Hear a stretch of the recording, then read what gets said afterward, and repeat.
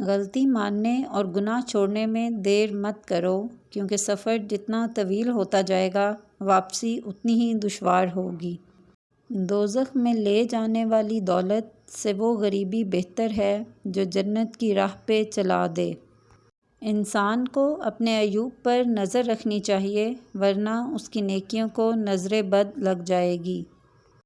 بزرگ کہتے ہیں آپ کی رگ رگ سے کوئی واقف ہو تو فرق نہیں پڑتا، بس اپنی دکھتی رگ کا پتہ کسی کو نہ دیں ورنہ ہر رگ دکھنے لگے گی۔ کسی انسان کا مکمل خاموش ہو جانا چیخ کے رونے کے برابر ہے۔ عاجزی کا سیکھنا مشکل نہیں ہے، اس کا سیکھنا ہی کیا ہے۔ انسان تو خود ہی عاجز ہے اور وہ عاجزی کے لیے ہی پیدا کیا گیا ہے۔ کامیاب زندگی کی نشانی یہی ہے کہ جب آپ پیچھے مڑ کر دیکھیں تو زندگی میں کوئی پچھتاوا نہ ہو۔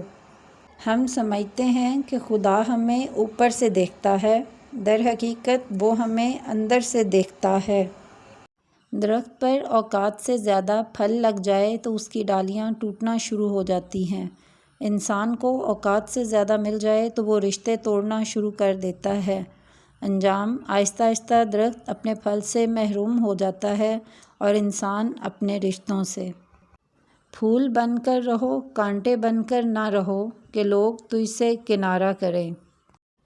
دیوار کے کان ہوں یا نہ ہوں، فرشتوں کے پاس قلم ضرور ہوتا ہے۔ مضبوط بنیں، مضبوط رہیں، آنسو صرف جائے نماز پر اچھے لگتے ہیں۔ کوئی انسان کتنا ہی گنہگار کیوں نہ ہو، اللہ رب العالمین اس کے لیے دعا کا وسیلہ، توبہ کا راستہ اور رزق کا دروازہ کبھی بند نہیں کرتا۔ اگر تم اپنے رب پر بھروسہ رکھتے ہو تو یہ بھی جان لو کہ تمہارا رب اس بھروسے کو کبھی ٹوٹنے نہیں دے گا۔ جو شخص جتنا مطمئن رہتا ہے وہ اتنا ہی زیادہ دولت مند ہوتا ہے، کیونکہ اطمینان فطرت کی سب سے بڑی دولت ہے۔ وہ جگہ چھوڑ دو جہاں تمہارے احساس اور الفاظ کی قدر نہ ہو، پھر وہ چاہے کسی کا گھر ہو یا کسی کا دل۔ وہ معاشرہ جلد تباہی سے دوچار ہو جاتا ہے جہاں لوگ صرف اپنی ذات کا نفع سوچتے ہیں۔ انسان کے کردار کا اندازہ صرف مسجد میں سجدوں سے نہیں بلکہ بازار میں تجارت، دفتر میں ایمانداری اور لوگوں سے اس کے رویے سے بھی لگایا جاتا ہے۔ اگر کھوٹے سکے سے کچھ خریدنا ناممکن ہے تو نیتوں میں کھوٹ رکھ کے فلاح پانا بھی ناممکن ہے۔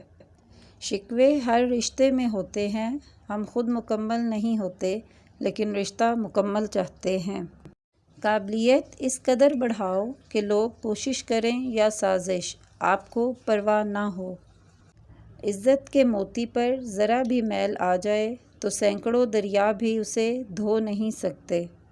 ایک عورت کی تربیت کا امتحان بہو بننے کے بعد اور اخلاق کا امتحان ساس بننے کے بعد ہوتا ہے۔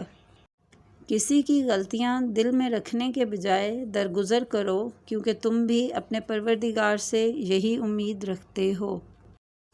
بس بیکار کی باتوں سے الجھنا چھوڑ دیں، جو آپ کو اہمیت نہیں دیتے اپنی زندگی میں آپ بھی ان کو سرسری شامل رکھیں، آٹے میں نمک کے برابر بس۔ جو حصہ اللہ کا ہے وہ روح ہے، جو حصہ اپنا ہے وہ عمل ہے، جو کیڑوں کا ہے وہ جسم ہے۔ اگر میاں بیوی میں لڑائی ہو جائے اور غلطی چاہے خاوند کی ہو یا بیوی کی، انہیں آپس میں معافی مانگ لینی چاہیے، کیونکہ سب سے زیادہ خوشی اللہ تعالیٰ کو میاں بیوی کی صلح پر ہوتی ہے۔